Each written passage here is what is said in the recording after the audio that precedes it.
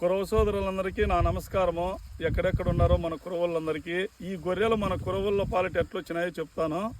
శ్రీ గణేశాయ నమః, శ్రీ సరస్వతేయాయ నమః, శ్రీపాద వల్లవ లక్ష్మీ నరసింహ సరస్వతి, శ్రీ గురు ఇటుకులేశ్వర స్వామి ప్రసన్నాయ నమః.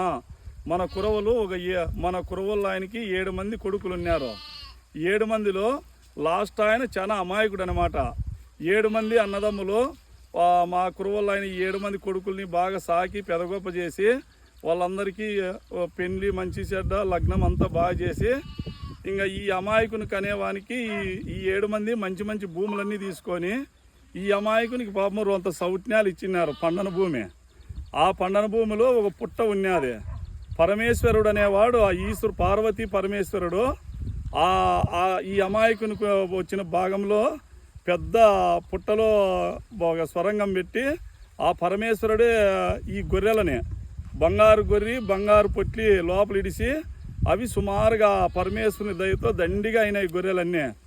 ఈయన అమాయకుడు ఇంకా ముంగార్ల కాలం వర్షం వచ్చింది, సేద్యం చేయాలని చెప్పేసి ఇంకా భార్య వండుకొని మనం ఎట్లా బతికేది, మీ అన్నోళ్ళంతా బాగా తెలివైండే వాళ్ళు, నువ్వు పోయి సేద్యం చేయిపోని ఊరికే పట్టింటే ఇంకా భార్య అరుస్తుందని ఈయన ఎద్దులు బండి అన్నీ కట్టుకొని పోయి ఆయన పండన భూమిలో దున్నుతా అన్నాడు మడకతో. అప్పుడు ఆయన ఈ ఎద్దులు పోయి ఆ పుట్టకు ఆనుకుండేదలికే మడక తగిలేదలికే ఈ బంగారు గొర్రె బంగారు టగురు బయటకు వచ్చి ఈయన వచ్చేదలికే ఎదవాడి అమ్మయ్యను ఉరకబెట్టినాడు.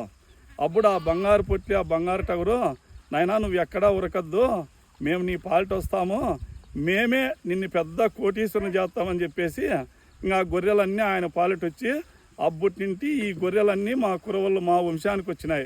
జై కురవ, జై జై కురవ.